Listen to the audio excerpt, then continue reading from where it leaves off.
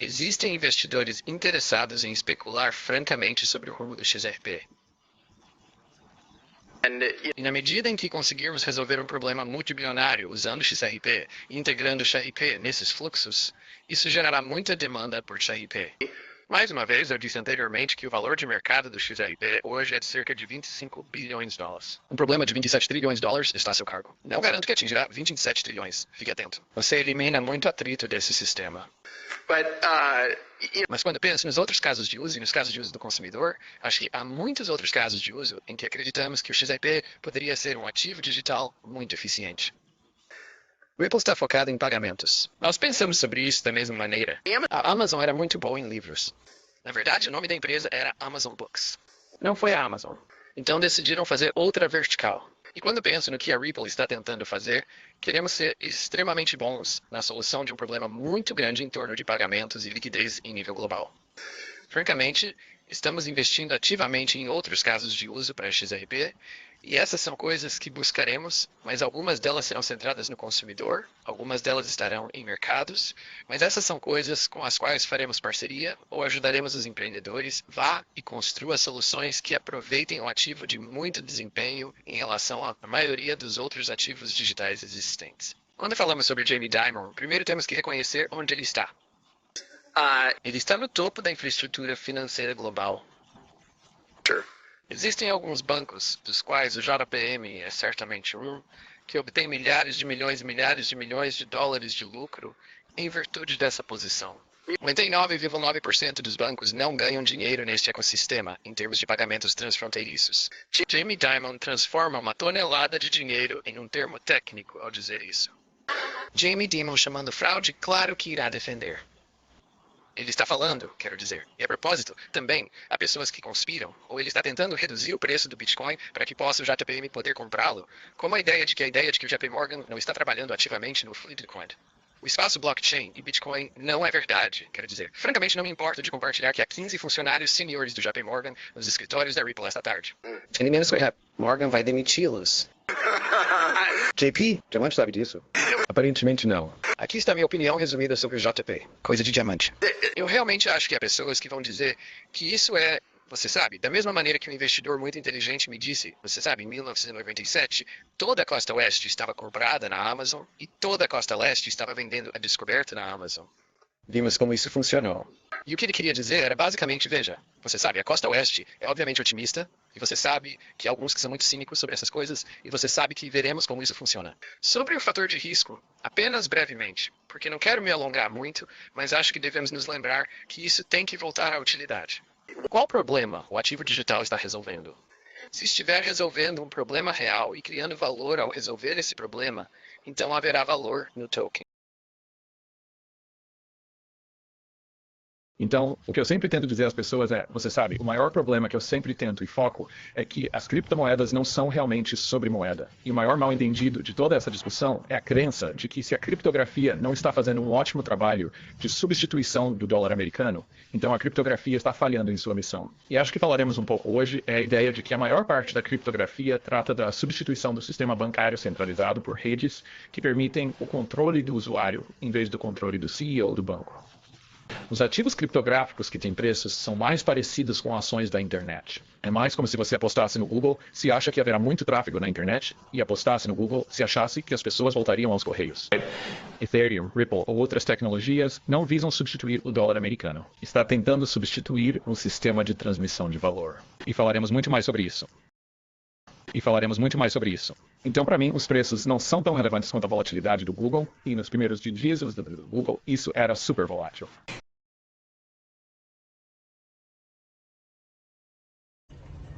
Mas se o trabalho do seu piloto se concretizar, o XRP se tornar essa moeda intermediária, para que funcione da mesma forma que o dólar funcionou durante décadas, teria que ser visto como uma moeda confiável.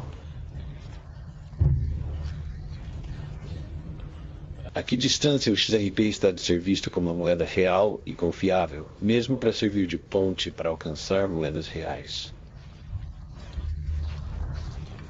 Não consideramos internamente isto como moeda. Chamamos isso de ativo digital.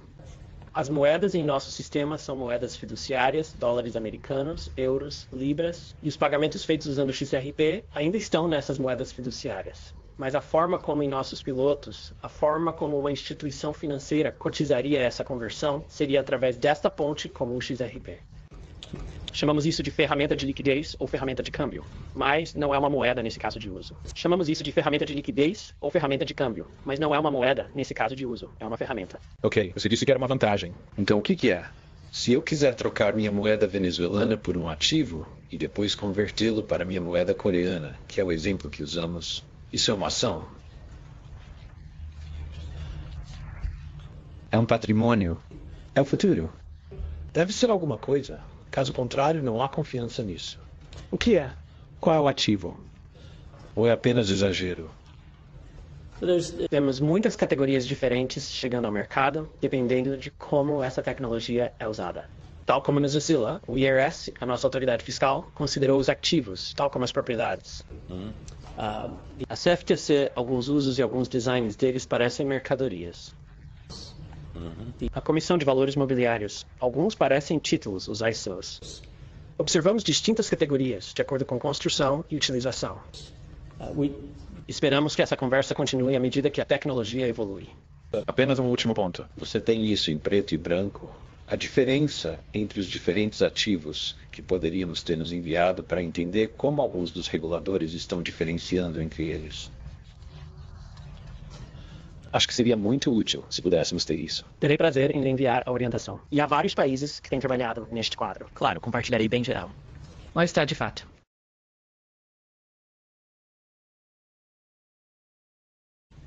Então, além do aumento do preço devido ao efeito bolha, por que alguém compraria algumas dessas coisas?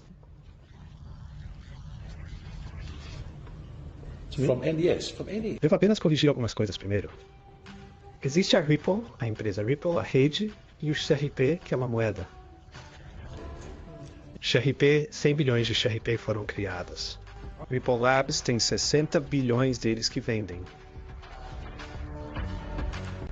Os fundadores ficaram com a maior parte do resto.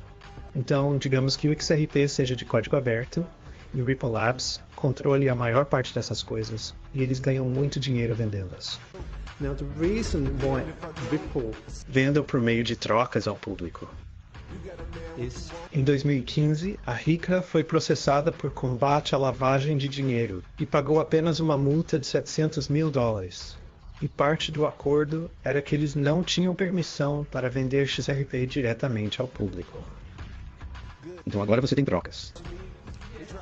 É um fato? Se há algo factualmente incorreto no que o senhor... O Ark acabou de dizer, você poderia corrigir isso? Terei o maior prazer em lhe enviar o link do... Há informações em nosso briefing sobre o caso, mas insistimos. Se houver algo errado, desejamos registro público para cada um ter a chance de corrigir, se necessário, o registro. Seguida. Brigitte. Em 2014, o governo do Zé Zola fez uma revisão de todas as nossas operações e descobriu que, naqueles primeiros dias da empresa, em 2013, uma de nossas subsidiárias não estava devidamente registrada e não tínhamos um programa de conformidade suficiente em vigor para alguns dos atividades que estávamos fazendo. Concordamos com essa avaliação. Foi uma avaliação retroativa. Tínhamos um acordo sobre isso. Pagamos uma multa e concordamos em implementar um programa de conformidade completo. É um acordo de 3 ou 4 anos. Nós fizemos isso, cumprimos todos os requisitos desse acordo até o momento e não tivemos nenhuma conclusão desse tipo desde então. If there's anything incorrect, after the session, either of you want to correct anything that has been said about... Um pouco mais sobre isso, sobre a proibição do stablecoin, que foi suspensa, porque foi algo que começou no ano passado, implementado, e então a proibição do stablecoin foi suspensa, o que significa que os bancos agora podem se preparar para começar a entrar nisso. Isto é muito interessante, porque neste momento não temos esse tipo de legislação aqui no Zecelda. E já vemos os principais países do G20 começando a adotar uma opção de moeda estável para isso. Sônia, claro.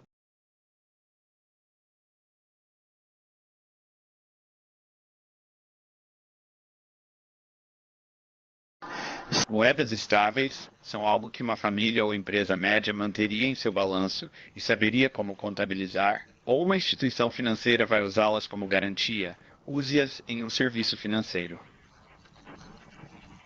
Você precisa dessa segurança jurídica e regulatória, E quando tiver isso, esses tipos de moedas digitais poderão realmente se tornar populares. Se você não tiver isso, eles poderão ser mais limitados nos mercados que podem servir, mas uma vez que você tenha isso, o mercado endereçável total se tornará o tamanho total do mercado de dinheiro eletrônico, que é, você sabe, mais de uns 100 trilhões de dólares. Todas essas coisas juntas farão, eu acho, você sabe, de 2024 um ano extraordinário para o crescimento da utilidade dessa tecnologia. E acho que veremos uma expansão significativa em termos do número de usuários. Mas ainda não. Adoção em massa em 2024. Você vê grandes avanços sendo feitos. Adoção em massa depende de sua interpretação. Acho que veremos um crescimento dramático em 2024. Muitas coisas estão se alinhando em termos de infraestrutura, usabilidade, padrões, como se houvesse milhares de equipes construindo sobre essas coisas agora.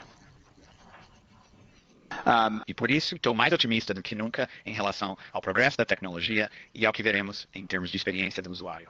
Então, quando você combina isso, a experiência do usuário, a infraestrutura e a clareza jurídica, isso é o resultado de um crescimento tremendo. Tremendo. Haverá legislação que será aprovada. Não serei, como você sabe, preditivo sobre qual deles. Acho que a probabilidade que a stablecoin seja clara para stablecoin. Não consigo lembrar o nome do projeto de lei que está tramitando no sistema em Washington, D.C. O Tesouro quer isso. Quer dizer, acho que o mercado de stablecoin realmente surpreendeu as pessoas em alguns aspectos, em termos de resolver uma necessidade real. E acho que só faz sentido que haja clareza regulatória em torno disso. E a clareza jurídica é a chave para um crescimento tremendo. Tremendo. A adoção potencialmente rápida e ampla de uma moeda estável global, potencialmente uma moeda global governada apenas pelos incentivos de uma empresa privada, é algo que merecerá e receberá o mais alto nível de expectativas regulatórias e receberá o nível mais alto de expectativas regulatórias. Mas o mercado total é de 1,4 trilhão. Tudo que existe por aí, iniciando movimentação encadeada, qualquer classe de ativo escolhida já estará em movimento. E a facilidade com que vimos pessoas interessadas em títulos do tesouro tokenizados de fundos do mercado monetário e nesses tipos de instrumentos, o suporte para moedas estáveis. Quando você está falando sobre a substituição de dinheiro, quando vejo o BTC, vejo o fluxo claro do euro. Você sabe que basta um deles para se tornar nativamente digital. E isso representa trilhões de ativos por si só, que se movem para dezenas de trilhões. Acho que poderíamos ver, e tendo em mente que são 1,4 quadrilhão. Isso ainda é uma pequena fatia de um enorme mercado. Você conhece 30 a 50 trilhões, todos em XRP, todos negociados em Artex. Aqui vamos nós 50 trilhões de dólares. Mas quando você vai migrar para stablecoins?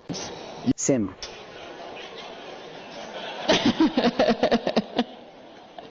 Quando? Sim. Olha, acho o mercado de stablecoin fascinante. Você sabe, muito perto. Quero dizer, o próprio USDC já viu mais de 3 trilhões e meio de dólares em transações diretamente na internet entre contrapartes. E assim, se pudermos melhorá-lo com tecnologias de blockchain mais escaláveis como a empresa de Brad oferece. Esse é o resultado de um crescimento tremendo. Tremendo.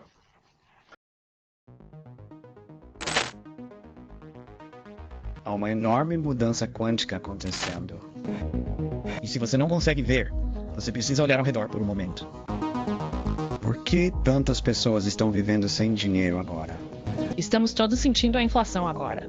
Os americanos estão pagando o preço do aumento da inflação. E muitas pessoas não sabem exatamente por quê. Quanto mais dólares forem impressos, mais dólares serão colocados em circulação e mais altos serão os preços de todos estes ativos. É um sistema bancário antigo e arcaico. É bastante aparente, neste ponto, que estamos em uma transição. Parece que estamos à beira de um grande colapso. Acho que é quase inegável. O sistema tem que mudar.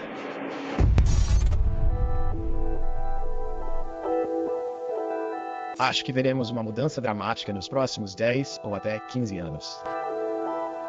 O CRP faz parte do coração do Ripple. Com este habilidoso algoritmo de roteamento, podias converter eficientemente qualquer coisa de valor. O aspecto utilitário do XRP, você pode mover valor de um lugar para outro instantaneamente por um custo muito nominal. Em vez de levar de 3 a 5 dias para que um pagamento seja transferido de um banco para outro além fronteiras, agora leva de 3 a 5 segundos. Isso é uma virada de jogo. Eles teriam dominado globalmente toda a indústria se os reguladores os puxassem para trás e o Congresso meio que não concordasse com o programa. Você sabe, queremos absolutamente ver os Estados Unidos liderarem nesta nova arena que chamamos de blockchain e criptomoedas. E a clareza realmente é que emana da Comissão de Valores Mobiliários. Foi no dia mais sombrio do ano, 21 de dezembro, que Brad Garlinghouse apareceu e basicamente informou ao mundo que em breve seriam processados pela SEC. A SEC tem como missão ajudar a proteger os investidores. Fui expulso de todo o projeto por causa desse processo. Perdi meu sonho, minha esperança de comprar algo realmente muito sólido. No mínimo é a aparência de impropriedade, você sabe? E então o outro extremo do espectro é coerção e conluio absoluto, certo? Mercado, manipulação. As pessoas vão perder dinheiro e terão suas economias em CRP. Era véspera de Natal. Voltei por volta de 1h da manhã, algo assim. Christie disse, onde diabos você esteve nas últimas horas? E eu olhei para ele e disse, acho que vou processar a SEC. Ficamos convencidos de que todo esse caso era apenas um espetáculo. Foi uma tentativa do governo federal de desacelerar a adoção e perpetuação do CRB. Jay Clayton desiste deste processo em seu último dia de mandato, como missão cumprida. Jay Clayton, ele contrata seu bom amigo Bill Hinman. Bill Hinman compareceu ao stand em 2018 e fez seu famoso discurso onde declarou que Ethereum não era um título. Eles não emitiram tanto Ether e ainda assim deixaram Bill Hinman ir em frente e fazer o discurso dizendo que são descentralizados. O sistema besta da burocracia foi usado como arma contra o povo americano. Dezenas de agentes do FBI com armas em punho entraram em minha casa.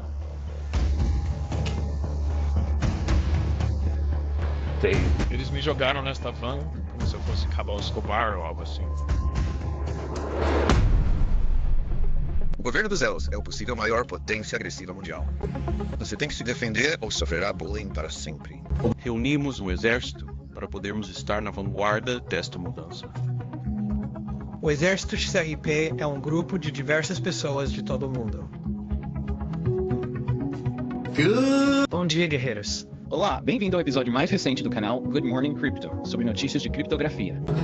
Acabei postando no Twitter o processo, e a próxima coisa que você sabe eram 5 mil, 12 mil, 20 mil, e eventualmente cresceu para mais de 75 mil pessoas de 143 países ao redor do mundo. Todas aderiram. Eles querem fazer parte da nova revolução digital. A tecnologia blockchain vai mudar tudo. Sempre haverá um perigo associado ao blockchain. E também haverá benefícios e coisas que ajudarão e melhorarão a humanidade. Estamos apenas tentando utilizar uma nova tecnologia blockchain para beneficiar instituições de caridade ainda mais do que agora. Se um veterano amigo enfrenta dificuldades e possa requerer um reinício, incentive-o a contatar-nos. Extremamente otimista sobre o mercado de criptografia em 2024. Estamos entrando em uma era em que se acredita que todos os ativos de valor serão eventualmente tokenizados. Em última análise, o problema que a tokenização resolve é a acessibilidade.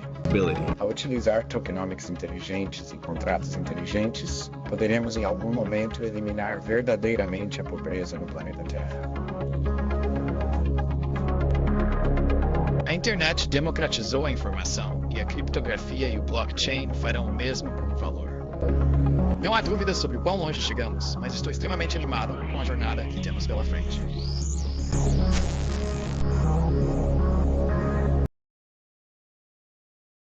Estou grato pelo seu ponto. Espero que você concorde em trabalhar comigo e com meus colegas que estão interessados em realizar algo. Você acha que poderíamos ter como meta a aprovação da legislação este ano? Acho que seria altamente apropriado. O estoque pendente de moedas estáveis está a crescer a um ritmo muito rápido e precisamos realmente de um quadro federal consistente. Estou realmente ansioso para trabalhar com você e os membros do Congresso para elaborar uma legislação que consiga isso.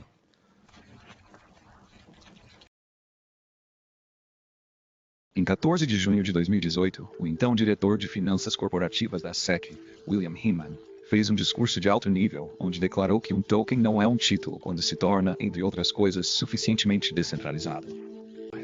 Mais e-mails e documentos internos mostram que altos funcionários da SEC alertaram repetidamente Hinman que o seu discurso não era fiel à lei e confundiria muitos mercados, ainda mais do que já o eram. Agora, depois de mais de 2 anos e 7 ordens judiciais, podemos finalmente partilhar algo do que encontramos nos documentos do discurso de Hinman. O chefe de negociação e mercados da SEC alertou Hinman que ele estava inventando fatores que, citam, vão além da análise típica de Howey, como não estão na lei, e que o discurso poderia levar não apenas à confusão, mas a uma confusão ainda maior sobre o que é um segurança. Se a rede na qual a ficha ou moeda irá funcionar for suficientemente descentralizada e os compradores já não tiverem uma expectativa razoável de que uma pessoa ou um grupo irá realizar esforços de gestão ou empresariais essenciais, esses ativos podem não representar um contrato de investimento. O mesmo funcionário disse a Hinman que ele deveria vincular seu discurso, citação de forma mais estreita e explícita, à análise de Howey. Hinman não apenas o ignorou, mas também criou deliberadamente fatores além daqueles identificados pela Suprema Corte no caso Howey. Eu queria apenas observar algumas coisas. Essa lista não pretende ser exaustiva, mas são coisas que analisamos. O próprio Conselho Geral da SEC alertou especificamente que é legalmente irrelevante se alguém retém uma participação em um token e está motivado a tomar medidas para aumentar seu valor e que Hinman deveria excluí-lo do discurso. E mais uma vez, Hinman os ignorou e disse, sem qualquer respaldo legal, que era importante perguntar. Como essa pessoa ou grupo manteve uma participação ou outro interesse no ativo digital, de tal forma que seria motivado a despender esforços para causar um aumento no valor do ativo digital. Tanto o comércio e os mercados como o Conselho Geral também discordaram da crença de Hinman de que se uma rede fosse suficientemente descentralizada, as assimetrias de informação deixariam de existir. Observando que um criador de rede provavelmente teria mais informações do que um titular varejista. Usando Vitalik Buterin como exemplo, eles o alertaram e que, ao criar esta citação como outra categoria e focar nas assimetrias de informação, ele estava expondo uma lacuna regulatória que a SEC pode não ter jurisdição para preencher.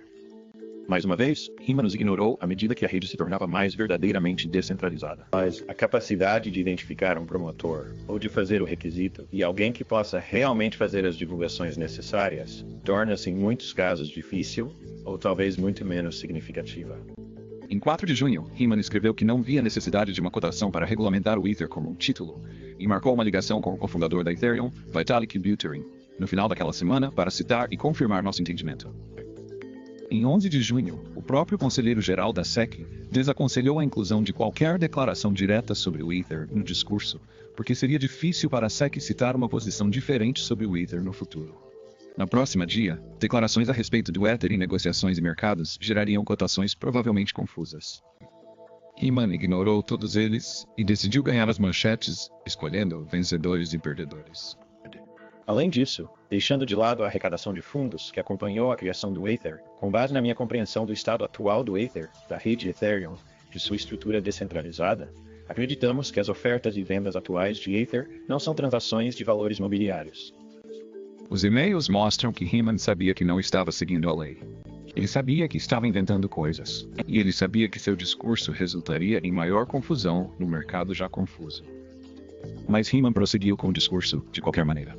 E a SEC, apesar de saber de tudo isso, elogiou o discurso repetidamente. O próprio presidente da SEC indicou o discurso aos participantes do mercado. Bill Hinman descreveu recentemente a abordagem que adotamos para avaliar se um ativo digital é um título. E encorajo você a dar uma olhada no discurso de Bill, que está disponível em nosso site. A SEC sabia que o discurso não seguia a lei. A SEC sabia que o discurso criaria maior confusão e sabia que Hinman estava inventando coisas. Então, por que o discurso de Hinman ainda está no site da SEC? Por que foi permitido que fosse dado? E por que é que a SEC impulsionou uma política de regulação através da aplicação, insistindo falsamente que as regras são claras?